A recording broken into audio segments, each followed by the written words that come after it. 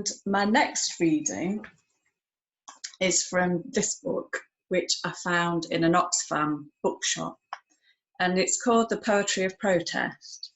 And I bought it for one particular group that I work with, a group of people who are in sheltered accommodation. They all live in individual flats and cottages, but they've actually made me realise a lot of things about my own perceptions, but also about more older people, because I guess the youngest member of the group will be late 70s and the oldest member of the group is 99, and all of them are the most political and well-read, funny, vital people that I think I've ever met, and I think a great deal of them, and I really like them. And the biggest thing about them is that they've got this really strong sense of wrong and right, which I just find just rejuvenating, because they're all of an age where they've seen so many things, but they have this real strong sense of what's right and moral justice. So I saw this book and I thought, I know that group's going to like this. And then I found this particular poem that I really like. And I actually first read it at a group that I was covering for another of our volunteers when the two volunteers couldn't do it one week. Anyway, it's called My Aunty Connie and it's by Terry Lee. My Aunty Connie.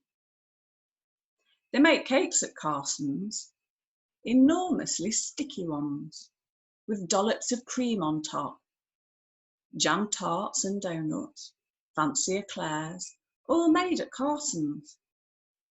My auntie worked at Carson's, on the cream button. She put the dollop on the cake as it passed along the conveyor belt. She'd been there 15 years, then she was promoted to senior cream dolloper. It carried responsibility and extra buttons. She had to ensure no cakes were eaten. It was instant dismissal at Carson's to eat a cake. Laughing and talking was also forbidden. If she'd stayed another 15 years, she'd have been promoted again. To the packing machine, what puts the cakes in boxes, to take them to the shops. But she didn't stay.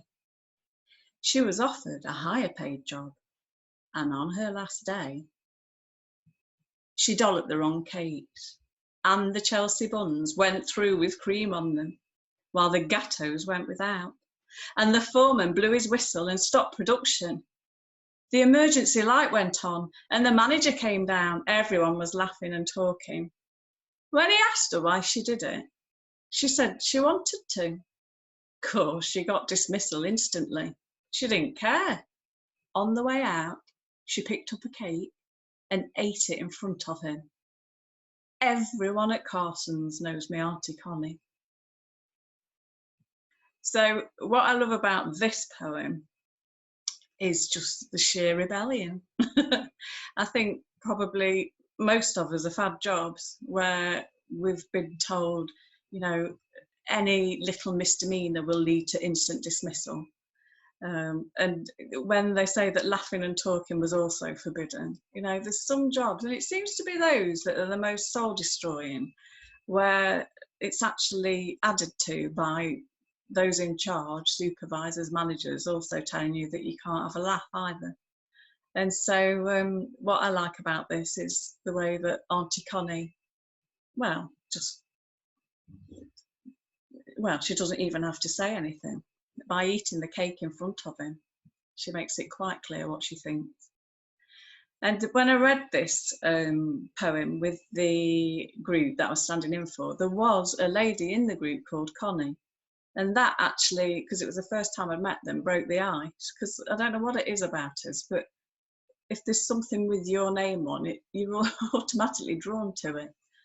And so that broke the ice. And then it started off lots of discussion about jobs that they'd had and jobs that their children had had where they'd been treated badly or treated like children, and just how good it would have been if they had had Aunty Connie's guts and turned the tables.